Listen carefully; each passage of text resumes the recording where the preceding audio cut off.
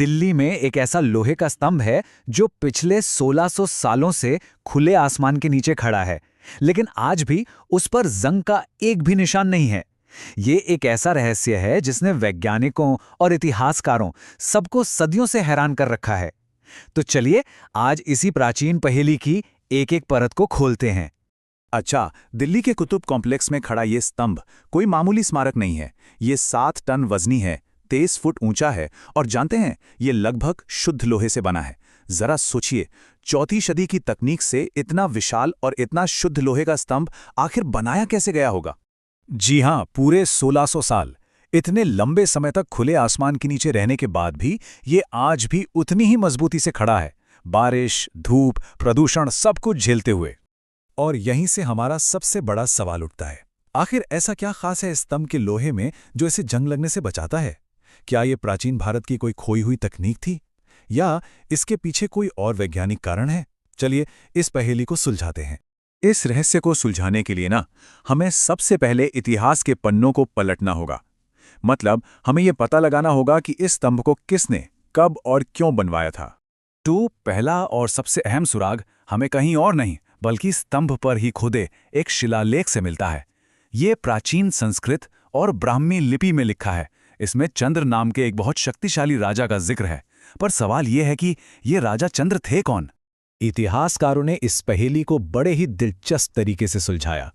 उन्होंने शिलालेख के चंद्र नाम की तुलना उस दौर के सिक्कों से की और उन्हें गुप्त साम्राज्य के सोने के सिक्कों पर भी ठीक यही नाम मिला, जो महान सम्राट चंद्रगुप्त द्वितीय विक्रमादित्य का ही था। बस ये एक बहुत बड़ा सबूत था।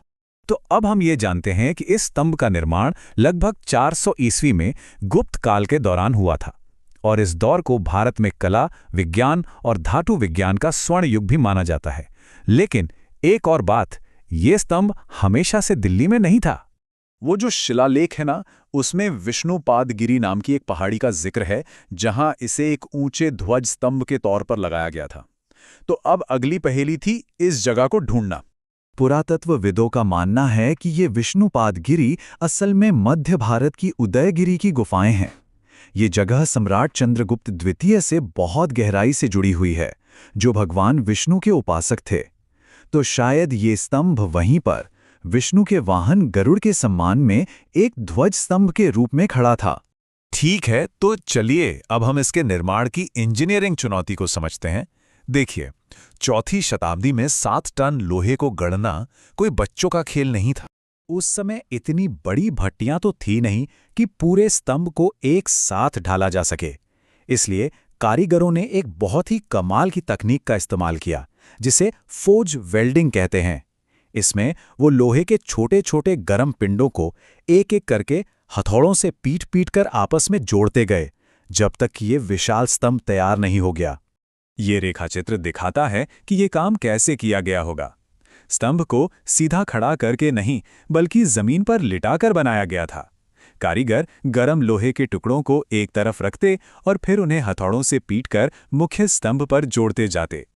और इसका जीता जागता सबूत आज भी स्तंभ पर मौजूद है। ये जो निशान आप देख रहे हैं ये उन क्लैंप्स के हैं जिनका इस्तेमाल इस भारी स्तंभ को पकड़ने और घुमाने के लिए किया जाता था। ये प्राचीन इंजीनियरिंग का एक शानदार उदाहरण है, सच में। तो हमने इतिहास और इंजीनियरिंग को तो समझ लिया, लेकिन अब हम आते हैं सबसे बड़े रहस्य पर, विज्ञान। आखिर इसमें जंग क्यों नहीं लगता? इसका जवाब जितना हैरान करने वाला है, उतना ही दिलचस्पी। स्तंभ की खासियत किसी जानबूझकर मिलाई गई चीज में नहीं है, बल्कि लोहे के अयस्क से एक अशुद्धि को ना हटा पाने में छुपी थी। यहाँ का सबसे जरूरी केमिकल है फॉस्फोरस। जैसा कि ये चार्ट दिखा रहा है, स्तंभ के लोहे में फॉस्फोरस की मात्रा आज के मॉडर्न लोहे के मुकाबले काफी ज्यादा है। उस समय की तकनीक अयस्क से सारा फॉस्फोरस नहीं निकाल पाती थी, और यही खामी अनजाने में ही इसका सबसे बड़ा सुरक्षा कवच बन गई। तो होता यह है कि लोहे में मौजूद ये एक्स्ट्रा फॉस्फोरस दिल्ली के मौसम की नमी और हवा के साथ मिलकर सतह पर एक बहुत ही पतली, न दिखने वाली सुरक्षा परत बना लेता है। वैज्ञानिक इसे पैसिव फिल्म कहते हैं। इसको एक प्राकृतिक रेनकोट की तरह भी समझ सकते हैं। यही परत लोहे को बाहर के वातावरण से बचाती है और जंग लगने की प्रक्रिया को शुरू होने से पहले ही रोक देती है।